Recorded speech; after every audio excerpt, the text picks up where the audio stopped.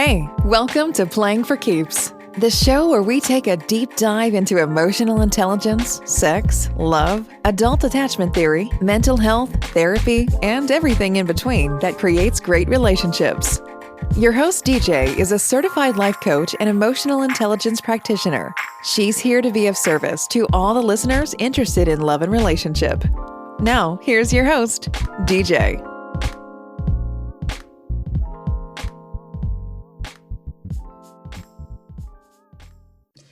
Hey everybody, this is your girl DJ with Playing for Keeps, and today I have Ryan.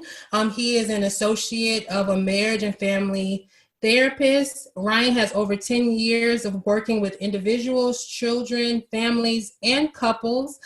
Today he wants to speak on the issues that rises among couples in therapy. Hey Ryan, how are you today? Good, DJ. How are you? Thank you for having me. Oh, no, most definitely. Thank you for coming on. I'm glad you're doing well. So first, I just wanted to kind of dive in and just ask you just about your experience within the last 10 years. Okay, sure. Yeah. I've been around for the past 10 years. I got my degree in psychology, and then I went on and got my master's in counseling and things like that. So I really, discovered my passion in working with couples. It's really interesting when you're working with couples because there's so many layers to it, and the more I work with them, the more I learn, and it's really just the journey of my clients and I really understanding, what being a couple is all about. It's not the Hollywood love, it's not the Hollywood right, what you see on the movies and things like that. Things just don't happen, fall into place all the time, right? Right. And I'm proud of my couples who come in for therapy just because, it shows that they're dedicated to each other and it shows that they're working with each other. So I'm definitely really, proud of them and I really enjoy working with them. Okay. What pushed you to just get into that field in general? Like I know you said you got your degree. What drove you to do that? I started working. I took a class in high school. Really loved psychology, learning about myself, learning about just kind of opening up and learning about people, around me in the community and things like that. And then I went on and I started working at a group home, working with kids. I started just to see the dynamic of a lot of families. I would monitor visits and things like that, and you kind of see the kid and you see the parents. You're like, oh, okay, so that's what's going on. That's where And then I was just curious with really like just the dynamic of couples, of single parents, of all of that. And I think there's so many layers to just the family system, and each areas of the family has their own challenges and definitely the support in that sense. Okay. From your own personal experience, as far as relationships, do you have any personal stories to what maybe have drawn you to want to work with couples? Yeah, you know what? I mean, not any in particular, but just in general, I think, just the lack of communication a lot of times. And sometimes like we fight on, or we argue on, just topics that are just not relevant. How many of us can say that, hey, we argue and then we walked away and we're like, well, what did we just argue about? What was it about?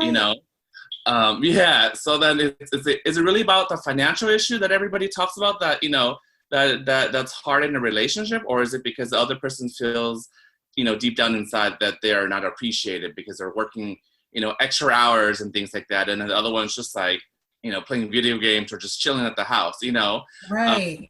So as a therapist, as a couple therapist, I get to dive in and really, help people gain control of, who they are in their relationship. You definitely can't control the relationship, right? But you can definitely control who you are in that relationship, because a lot of times, and this goes along with, marriage or just girlfriend, boyfriend or whatnot, because sometimes, you tend to lose yourself. You lose who you are because you want to, you kind of put this person on this pedestal, and then you kind of lose yourself because you want to accommodate to them. Right. and then eventually you become unhappy. And, it's almost like, can you really blame them? Or is it more of like, hey, like It's you It's mold funny yourself. that you say Yeah. that because I was speaking to another person about my own personal experience. Mhm. I identify as an anxious attachment. I don't know if you're familiar with the different attachment styles. Yes. Um, I identify mostly as an anxious attachment. I can be avoidant if I don't like the person or they're secure. That's something I'm working on. But Right. with that though, with what I do in a relationship, say if I'm dating somebody who's like really dismissive, I will work really hard, right? And I will put all my energy into the relationship, losing myself in the relationship. And in the back of my head, I'm thinking, okay, they're gonna come through for me. They're gonna do right. But I'm not speaking on what I need. Right. And then I get upset with them. But like kind of what you were just saying, can I really be upset with them if I'm not speaking on my needs and what I want? Right. So that was just funny you mentioned that because I just was speaking about that. Yeah, and just things like that, and I appreciate you just having that awareness. But if people come in without the with a lack of awareness for themselves, and they have the ultimate power to be able to make themselves happy, then that's where the issue's at. Is Gotcha. it because you're unhappy because you didn't speak up all this time, or are you unhappy because your partner, you know, doesn't have the that awareness to really help you? Um, Right. and we always have to remember, there's two people, there's two people coming together from all walks of life, and yeah, you guys might go out, dating is great, it's fun, it's exciting, but then where's the stability, where's the long term Right. to it? Because not every day is going to be like fun and games and peaches and cream, right? um Yeah. so it's So how like, do you work around that? And so let yeah, me so let me ask you this. So, you just spoke about um people needing to learn that, you have to make yourself happy within sure. the relationship as well. How would you in a session, how would you talk to somebody who subconsciously feels, maybe on the outer exterior Yeah. they feel they know that they need to be happy, but when they walk into a relationship, they're expecting this person to make them happy. What tips or what would you tell a person who has those ideas? I think it's just really breaking it down. Some people get into a relationship for different reasons, right? They, I want to be loved, or I want the unconditional love, or it's like that, Yeah, that parent that's like, oh, I want a baby, so this baby's gonna love me forever, So I was it's one of those. Yeah. right. So it's one of those things where kind of knowing your purpose, knowing that you have to be able to work on yourself, and knowing like I got me, like I'm good, you're my bonus, like you are, you're the icing on the cake that's gonna, um that I'm able to share my my days with, or and things like that. But without you, like, not to be mean, but without you, like, I'm okay. I'm Right. self-sufficient. I'm okay. You know. But again, just realizing like why you're in the relationship. What are you getting out of it? Obviously it's like a give and take. Like you give them attention or whatnot, and they give you attention, vice versa. But at the same time, just really knowing where you're at. And also too, just I think there's always like a happy medium of being, very accommodating or not accommodating enough, or vice versa. So with a lot of couples that come in, communication is definitely one of the keys. And I know we had touched base on it. You had said it earlier, with the love languages, right? So I had them do the Yeah. love languages, which is amazing. It's one of my favorite tool, because a lot of couples don't even know what that is. They're like, what is that? Right. Could you Uh-huh. go into what the love languages are for people who may be listening and don't know what they are? Could you go into just a little bit of each one? Sure. So the love language, so there's, I believe, like, was it 4 or 5 of them? So there's the sense of touch. There's one for spending time. Mm-hmm. There's positive praise. There is Acts of the service. act of service, yes. And then I believe there's one more. Is there one more? Or is there One only more. 4? Oh, I'm trying to There's, remember. It's oh five. gosh. So basically, I'll get back to it. It's there. It's on the tip of my tongue. So the thing with the love language is, like, for example, let's say I'm with a person, I'm with my partner, and my love language is act of service, right? Mhm. So act of service is basically them doing something for you, and it doesn't have to be anything extravagant or big. It could just be like, hey, I woke up early and made coffee for you, and by the time you got out of the showers, you have a coffee, or it's in your favorite mug or something, right? Right. And if the other person's love language is also, you know, the same, then they'll appreciate that, right?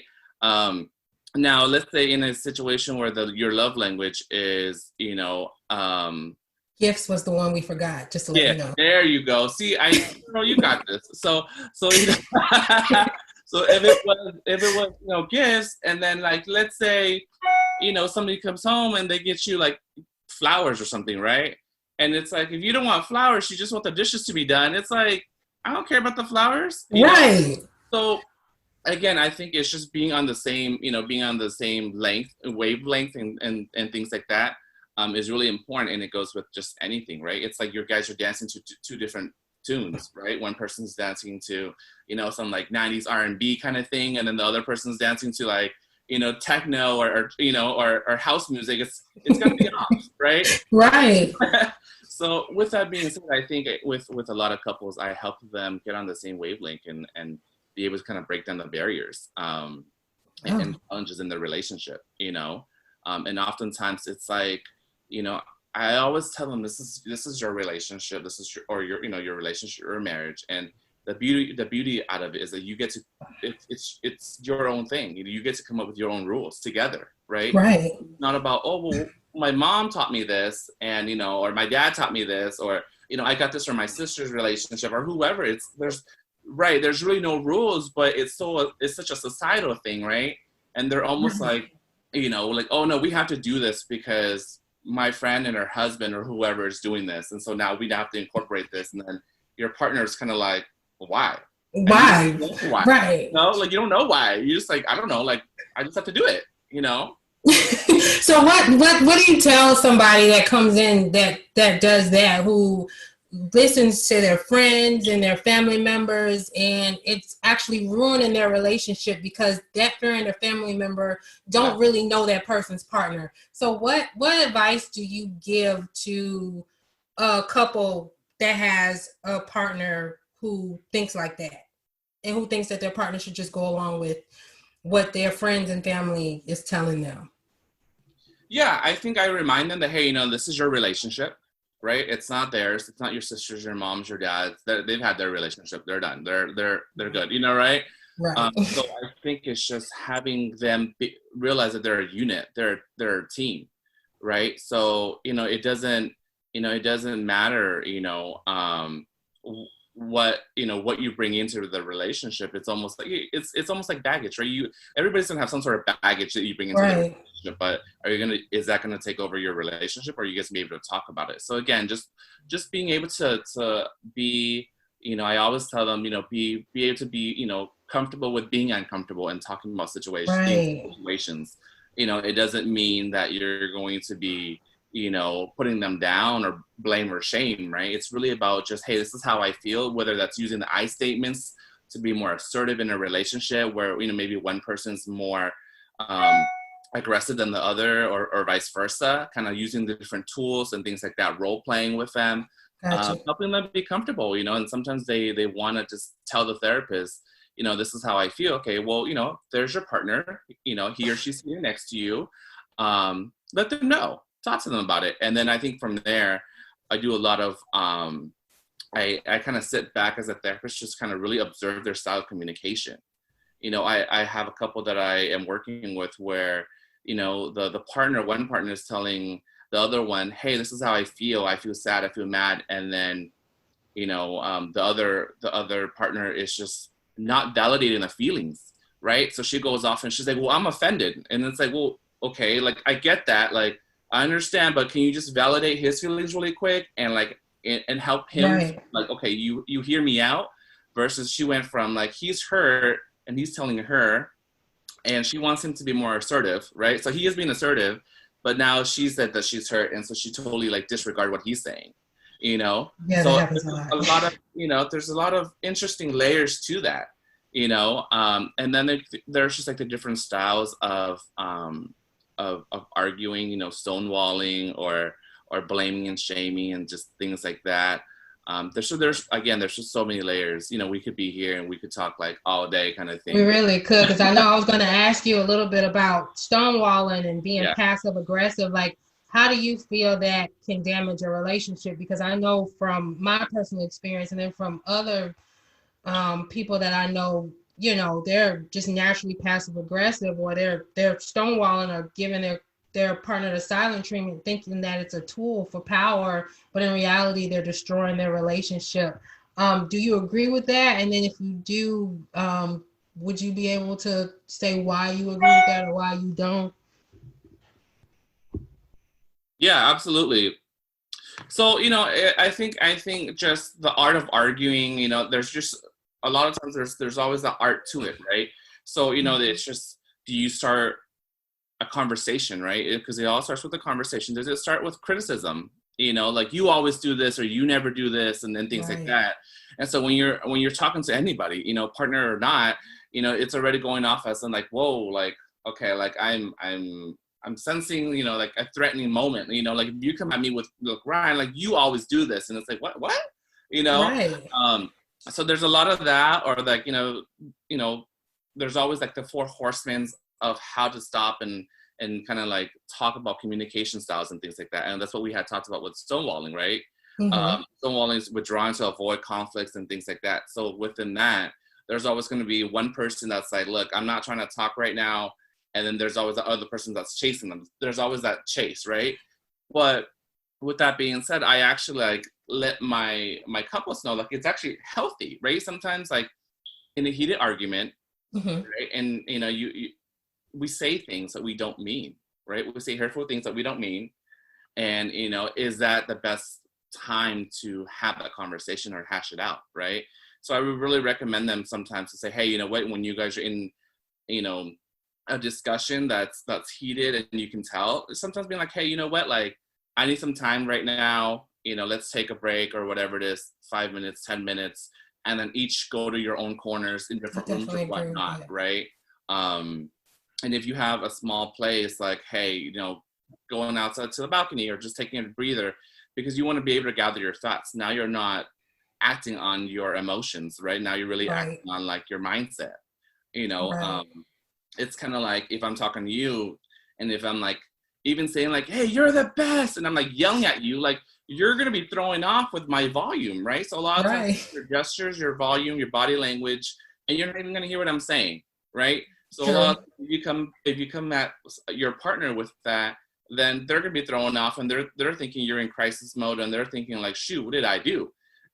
So I think a lot of that, again, going back to like the communication style and things like that. But like I was saying, having partners take their breaks, because it's like, hey, this is a heated conversation. It's getting nowhere. Let's take 5 minutes and come back in 5 minutes and say, hey, in 5 minutes, I'll see you in the living room or whatever it is. And then we're going to continue this conversation. And if it continues to be heated and, it becomes an argument where it's no longer about what's right versus like who's right, then, you want to like check yourself, right? Because that's when you say things that are not right, or you say hurtful things, just to win, So those are little techniques that I teach a lot of my couples clients and things like that, to kind of help them with processing emotions and feelings. And yeah, I mean, I've had them and I've talked to them, and it's really not what they come in for. They come in for financial, issues, or they come in for whatever it is, and we talk about it. It's more of like, oh, I feel unappreciated, or like we talked about the love languages, like, I feel like you're not praising me enough.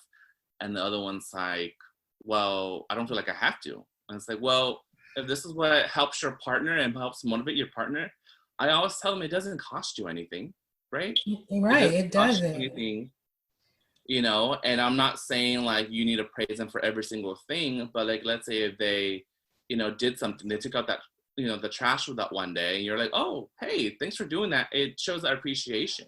Right. And I always say like, follow up with it with a label praise, right? Because if I told you like, hey, thanks, you're gonna be like, thanks for what? What did I do? But if you say, hey, thanks for taking out the trash, or hey, I appreciate you for cleaning out the garage, or whatever it is, it helps them feel like they're important and you notice them, right? Got you. it's like when the ladies get their hair done, they want us guys to be like, hey, like, you colored it or you cut it, you know what I mean? Because you put so much effort into it. But if, us guys were just kind of like, I don't know, it almost, again, see, this is an example. Is it really about the haircut, or is it about like, like, oh, you feel left out because, your man doesn't notice you. You know what I mean? Right. So then you're arguing about, like, it becomes a haircut thing or whatever it is, right? I have a question. So yes. In my last relationship, I tried to get my boyfriend to take the love language test, and he just freaking refused. Right. Now, I've noticed this with a lot of, I don't want to say younger guys because we're not really younger anymore, but why are guys like that, where they don't want to, where maybe they don't want to take an emotional intelligence test, or they don't want to take a love language test? This is part of the reason why I incorporated this in my dating app, because I feel like it should be infused in their head to some degree, and they don't want to even do it when it's presented to them. Right. Unless they're in therapy and the relationship is like in trouble. Okay. Well, I love your question. We're gonna have more shows after this. Definitely. I feel it, because you're opening up a can of worms. Because like, guys, oof, I have to say, and I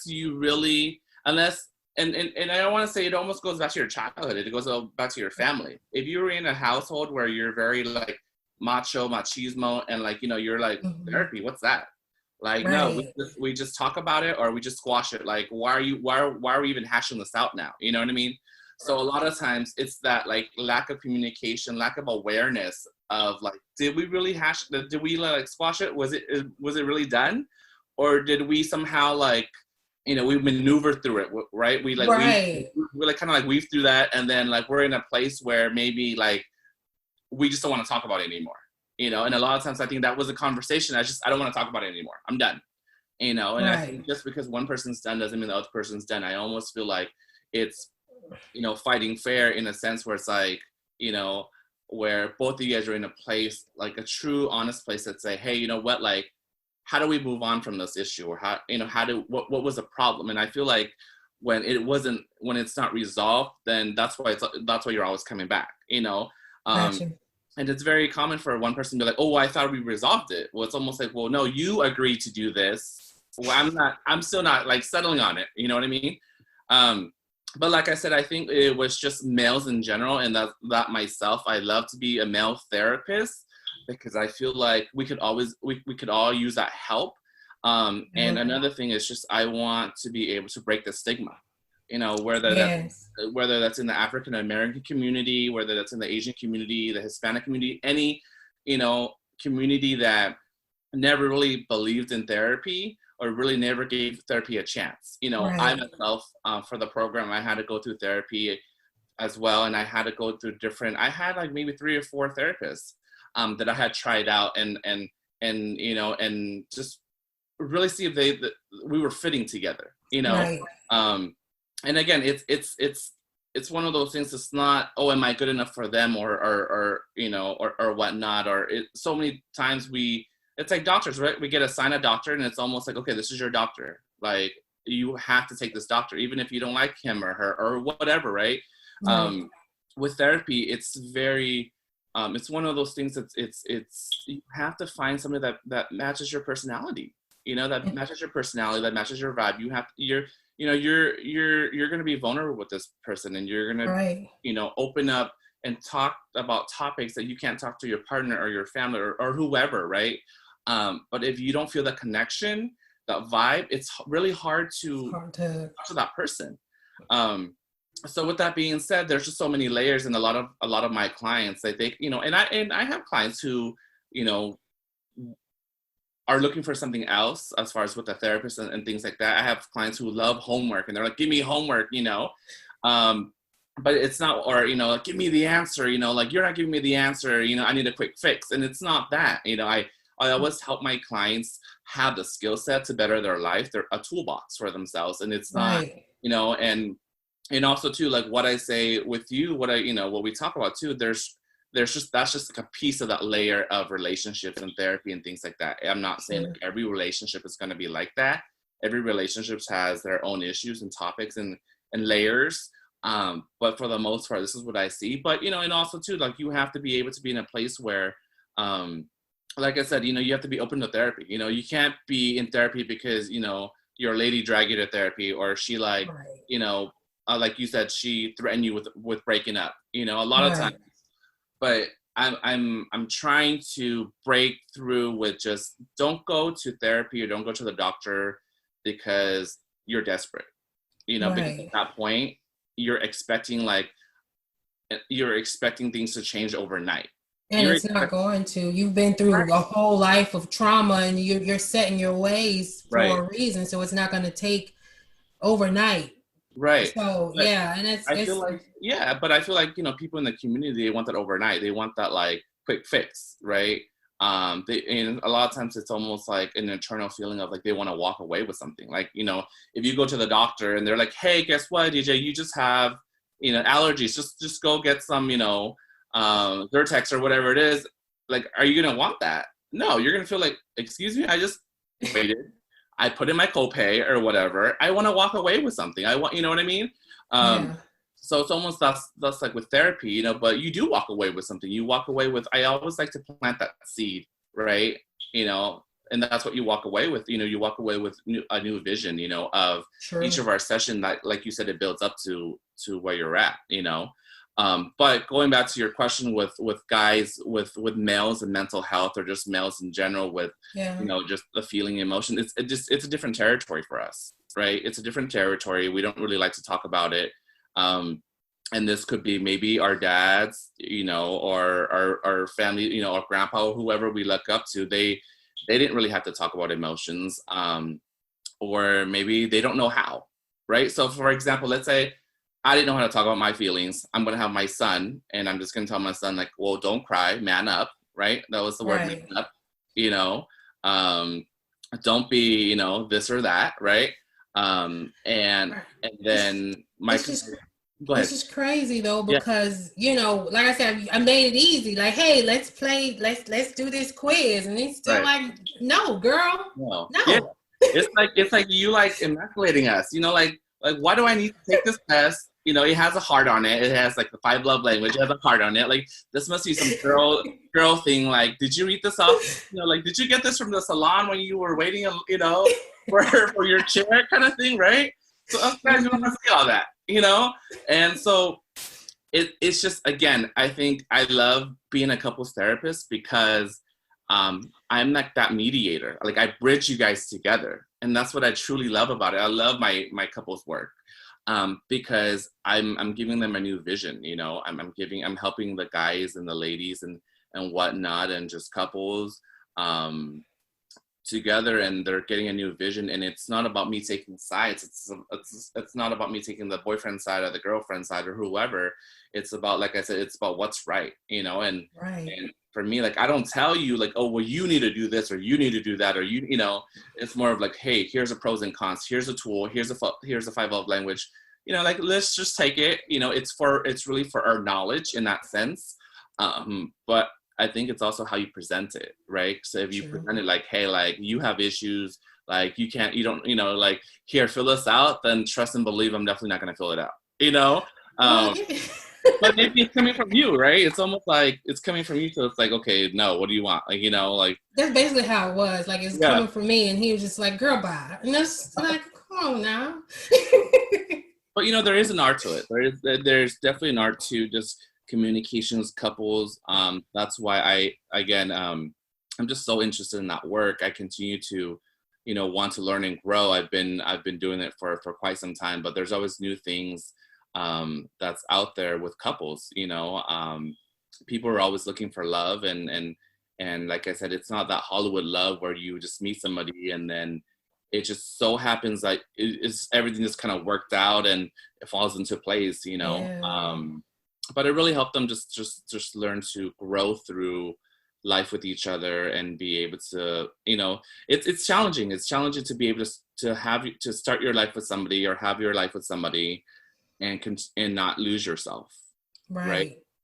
So, you know, that's definitely, a lot of times we hold on to that resentment because, like, let's say, for example, you see, you know, we tend to forget about ourselves, and it's almost like societal is telling us like you can't be selfish, right? Right. And is it really selfish, or or is it taking care of yourself?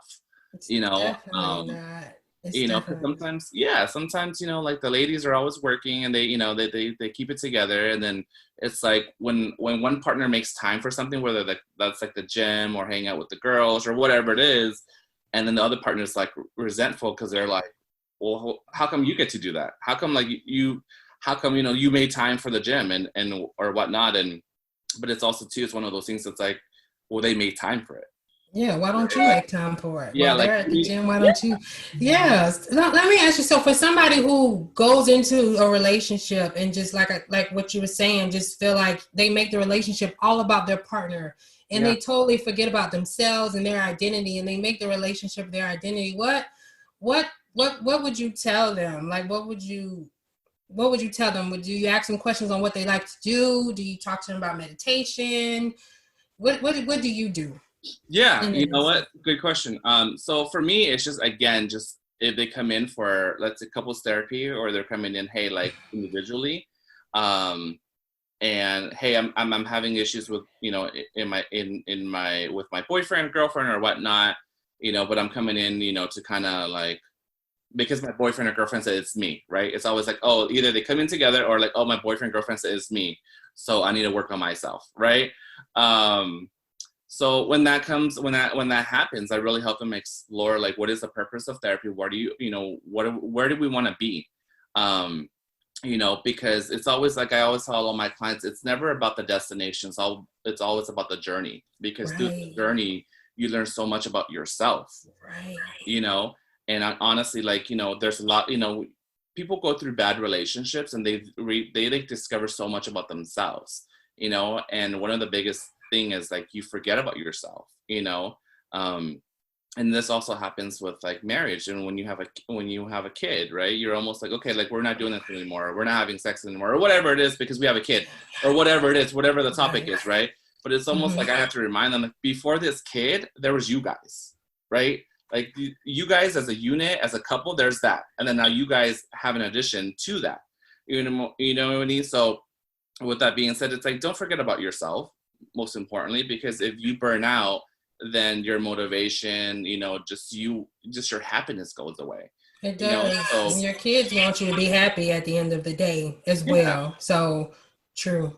Very Yeah. true. So going back to what you said, it's almost like, if somebody comes into my office, and, just helping them, find themselves, what makes you happy? I don't have time. I'm so busy, my boyfriend, my husband, my girlfriend, whoever, I have the kids. It's like, well, make time for yourself, whether that's like a bubble bath, whether that's going to the spa, like getting, your nails done, your hair done, like that, self-care, you know what I mean? Right. Whatever makes you feel happy, that's just what it is. It doesn't have to be like, oh my gosh, I have to go on a shopping spree, and then now I'm like looking at my bill and I'm stressing out, and the shoes are going back and the bag's going, all the stuff is Right. going back, right? But it's like, I think a lot of times too, we think about the big stuff. Like it's self-care. It's like, oh my gosh, I don't have time to go to this resort, or I have to go to this retreat. No, like just what makes you happy. And I think being able to define that really also helps your partner. I'm going to tell you this because I had a couple that was in my was in session with me, and she told me that she wanted him to be more like romantic, or be more assertive, to like plan things, because she's always the one that's always trying to plan things. Mm-hmm. And so I asked her. I said, okay. I said, so what makes you happy? What do you think he can do? Like, what do you know? And she didn't have an answer for me. So to me, it's like, okay, so help me understand. You don't know, you can't define what this wonderful date or whatever looks like, right? You can't define that, but you want him to know. He has to figure it out. And I know Yeah. that's something I struggle with. I know me personally in the past, my struggle in my relationships is, like I said, I was always a doer. Like I was doing. And I made my identity just wrapped around my relationships. And I had all these complaints, you know what I'm saying? But when it was time for me to speak up, I could not put a finger on what I actually wanted this person to do, because I didn't know what made me happy. So like you going back to kind of what you said, you really have to know what makes you happy. Right. You really have to figure that out. Right. Too. Wow. Or it could be as simple as that, like, hey, we're going to dinner. What do you want to eat? I don't know. I don't care. Anyway, you pick. And then it's like, they pick burger or something. You're like, well, I didn't really want a burger. And so, well, right. What did you pick up? Like, well, because I didn't know what I want. Well, if you didn't know what you want and I picked it, then why are you complaining almost? You know what I mean? Like, not to say it in a mean way, but it's almost like, or it's like that, it's always that in a moment where you're like, hey, what do you want to eat? And it's like, I don't know. And then like people, your partner's throwing ideas and you keep shooting it down. And I say, well, shoot, like, what do you want? Like, you tell me what you want. You know what I mean? So it could be just like as simple as that. So I think just being more, confident in yourself. And that's definitely something that therapy can also help you out. Just learning about yourself. I'm not saying going out there and being like, I'm Beyonce kind of thing, but just going out there and be like having an idea of like where you belong in this world, in this relationship. And, I think once you, feel like you have that control over yourself, in a relationship or whatnot, or that awareness, having that awareness, I think that really helps you have a better, clearer view of where you want to go or what you want to do. Because like you can be with somebody and you're like, yeah, I don't know why we're together, but we're just together. And it's like, well, where do you want to go with this? I don't know. It's like, okay. Right. Or you can think, because like you said, people relate to the Hollywood movies and the Disney movies. So you think, but in actual reality, you really don't know. You're kind of just with this person because that's what you were kind of taught. Like we're supposed to be in relationships and we give all of ourselves in these relationships. And like then you end up losing yourself and you're unhappy and you end up in therapy because you don't really know yourself. That's totally okay to be in therapy. Just, come to therapy and, we'll be okay. Therapy is definitely cool because I know me, like, therapy and reading and self-therapy has helped me get to where I am today. So therapy is definitely great, by the way.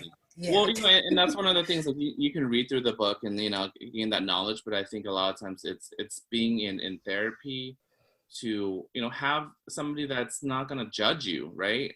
Mm-hmm. Have somebody that's not going to judge you, have somebody that's going to help you with insight, and not make you feel like, oh man, like I better break up with him because Ryan told me to break up with him, or whatever it is. It's not about that. It's about like, look, this is your life, your choice.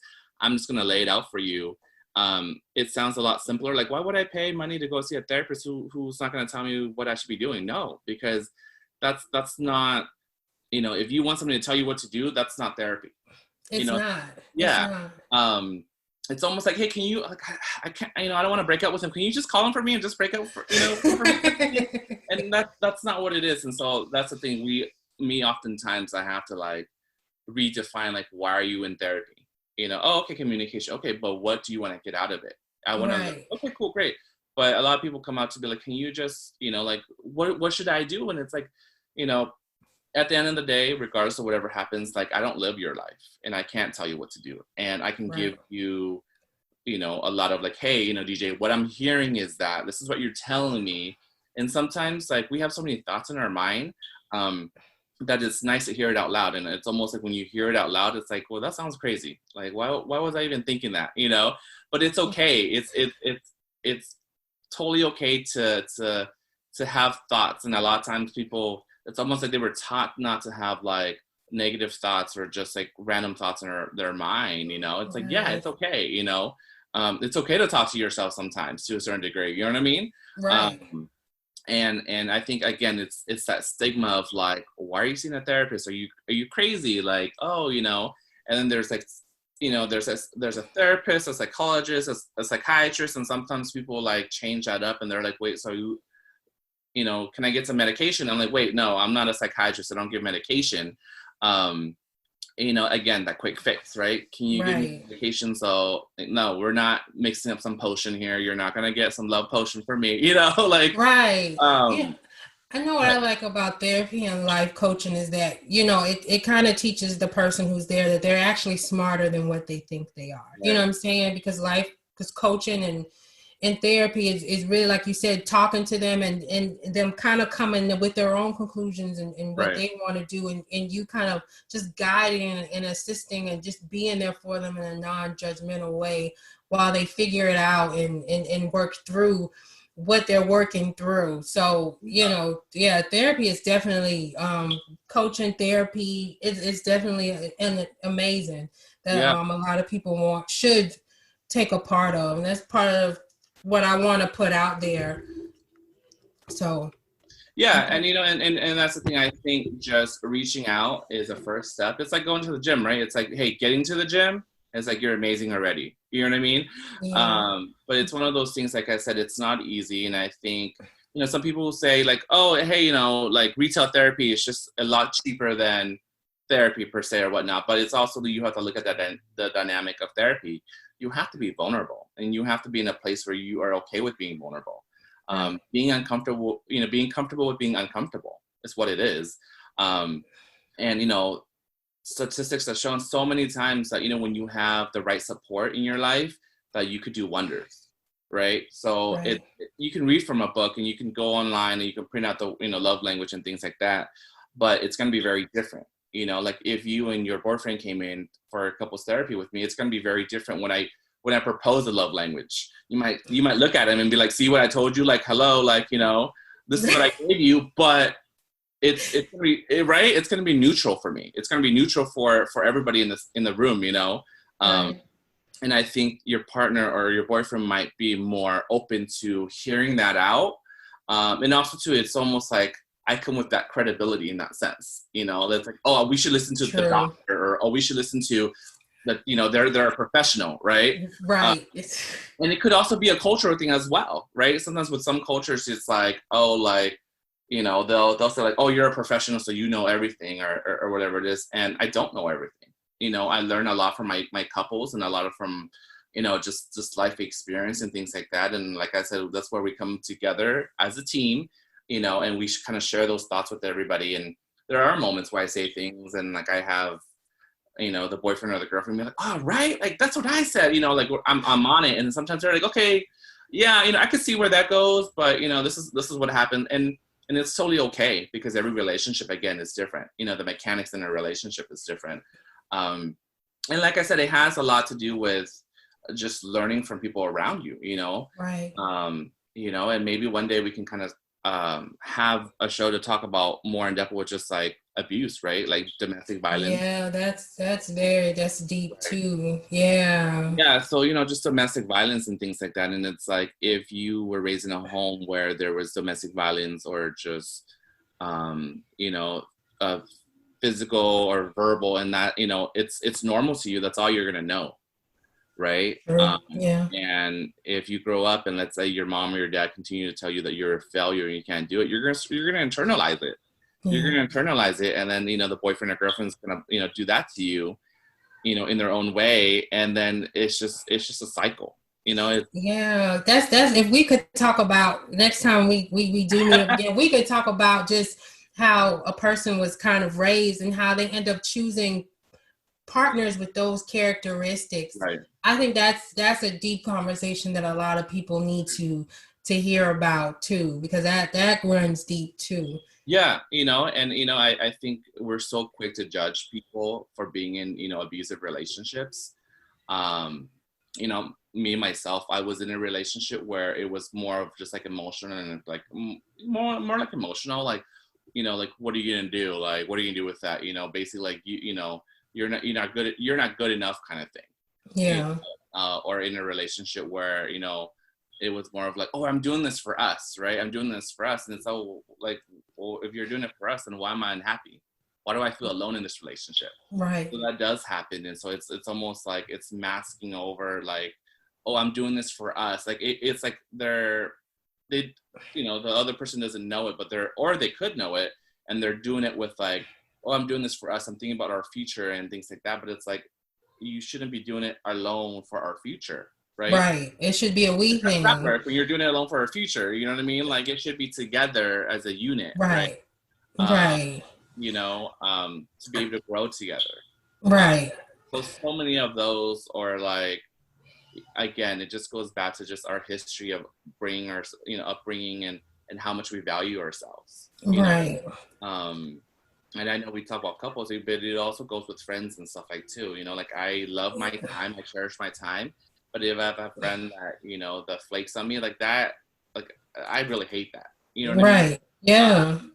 So that goes with the relationships too. Like you should learn to value yourself, because if you don't, like you it's almost like you set the tone for how people treat you. How people treat you. And right. that's a hard lesson I had to learn too. Like I remember one podcast episode I was speaking on, I was saying you would think in a perfect world, people will respect the person who's the people pleaser, the one who always says yes.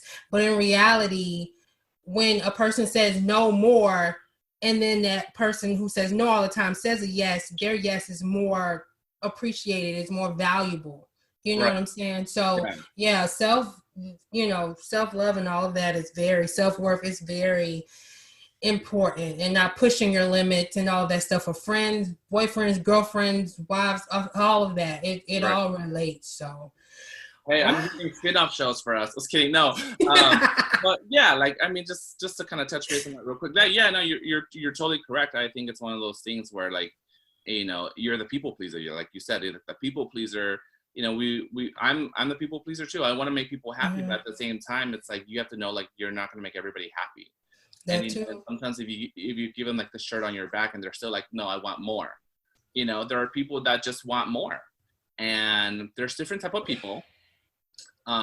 Some people are more, attention seeking. They're more like, it's all about me, or like, enough, or the world's against me. So it's almost like sometimes people just suck all the positive vibes out of you, and leave you like just, high and dry. You feel like, you feel like you have the lack of energy. You know what I mean? Like an emotional vampire. There's a whole bunch of different ones of those too. That's a whole nother topic. Right. That's right. Stay tuned, y'all. We're gonna. That's a fact. We done came up with about 5 different episodes. Right. These listeners, they're Oh wow. But that's the thing, but it's just, there's just different type of people, and I think we're all selfish in our own little ways, and it's like we have to get something in order for us to put something out, you know what I mean? Right. But it's almost like how much are we being selfish, right? Sure. But at the same time, if you're one of those people pleasers, it's hard for you have to be able to stand up, otherwise you're going to be, having a hard time with just like, well, I'm doing so much for this person, and how come they're not appreciating me? How come this is not, because all they want to do is take. They don't want to give anything, right? It's like that in a relationship, right? It's like, let me please you, let me do all these things, let me like, make you dinner and run your water and do all these things for you, and be, Mr. and Mrs. Perfect for you. And it's like, they almost like expect that. Oh, why was my dinner? Right. One thing though, people pleasers don't realize that they do is that that's what they, like you said, they set the tone for it. They don't ask.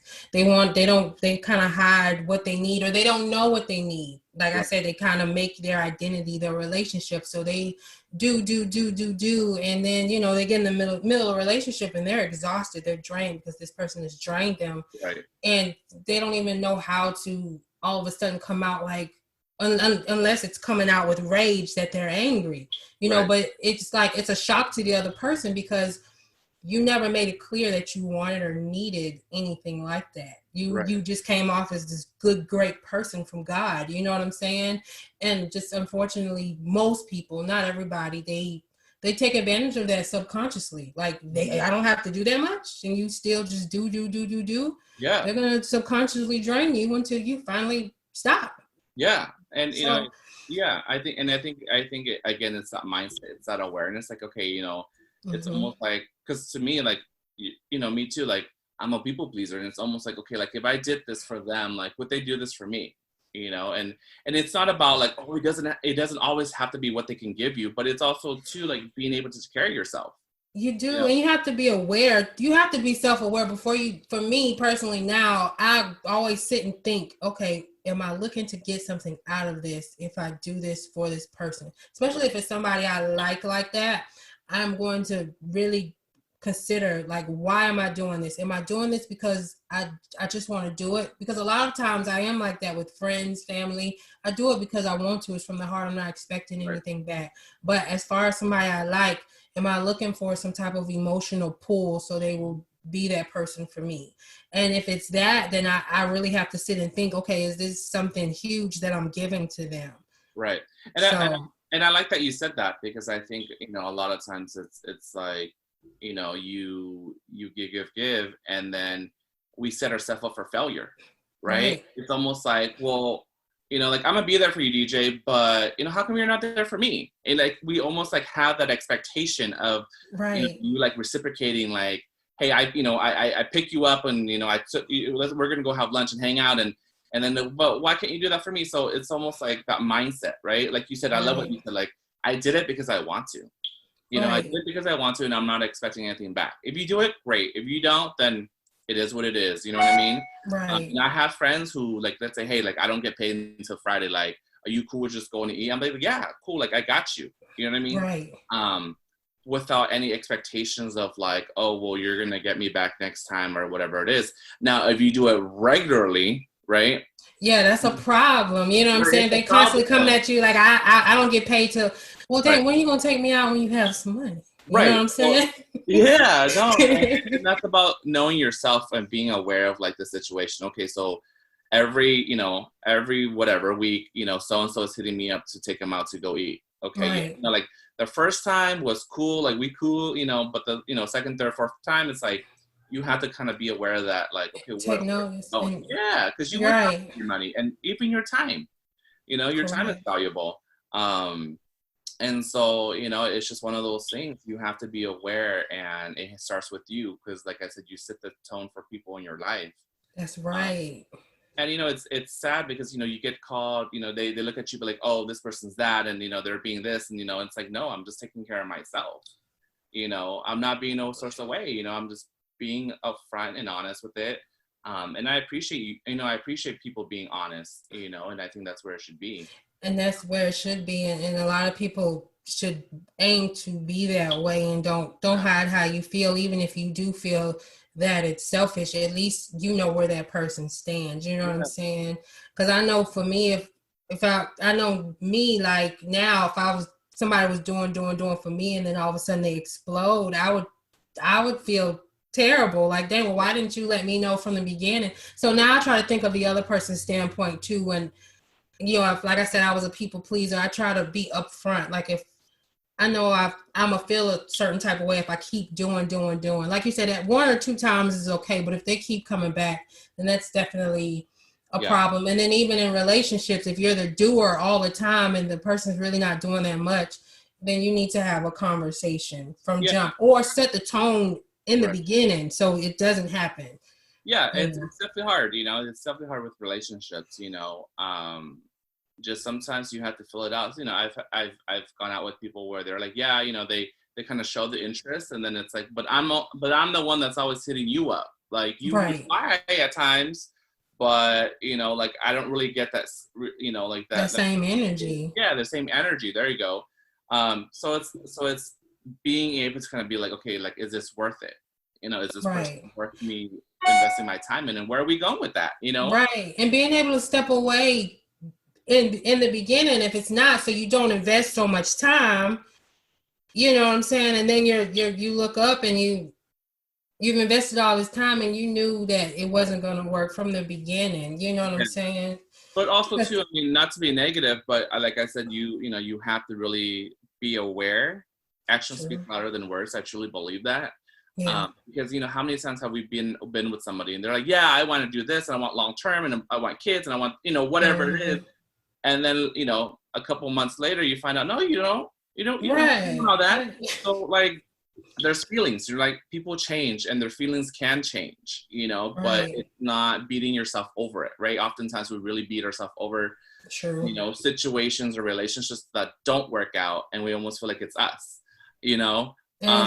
That's true. Yeah, I recently picked up Insecure. I was watching on HBO, but it's almost like that. It's almost like there was an episode where like they ghost you, right? And you're almost like, oh my gosh, it's me. Like, what did I do? What did I say? And at the same time, it's like, you have to realize like some of these people come with their own personal baggage. Right. Not that it's a bad thing. Like I said, we all have baggage, to a certain extent, but they lack that style of communication. And so we automatically go back to us and think, oh my gosh, it must be us.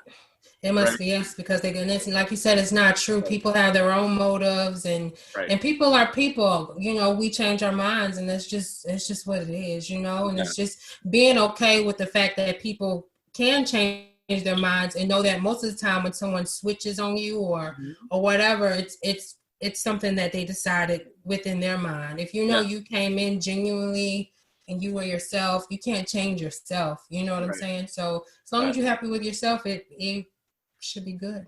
And that's what, you're right. And that's what it is. You have to be, in a good place with yourself. You know what I mean? Because like you said, people will take advantage of you if you don't know about yourself and, you're not in a good place, So to be continue, right? To be continue, yeah. Well, Ryan, tell everybody where they can find you. Well, I'm on Instagram. It's Therapy by Ryan. So I'm on there. Definitely check me out. I'm posting a lot of things on there. And then I'm also on Facebook as well, Therapy by Ryan. So yeah, I mean, you'll definitely hear a lot from me, and just there's more coming. So hold on tight. If you have any questions, definitely drop me a DM, slide in my DM, and ask me questions and things like that. And then hopefully DJ and I will get back together and answer your questions and get back to you guys on that. Most definitely. Yeah. Thank you so much for coming on. Well, thank you for having me, and thank you for all the viewers and listeners and things like that. I appreciate y'all. So hopefully I'll hear from you guys soon. We'll talk soon.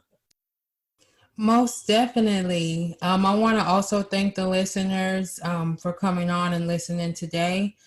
We have some great stuff coming up on the next episode. So I'm hoping you guys will continue to tune in. And until next time. Thank you for tuning in to today's show. If you liked this podcast, please download and subscribe. If there's anything you would like to talk about in regards to relationships, or would like to be a guest on the show to speak on relationships or get advice, you can always connect via social media at Playing for Keeps, or email DJ at info@p4kdating.com. Thank you for tuning in, and bye for now.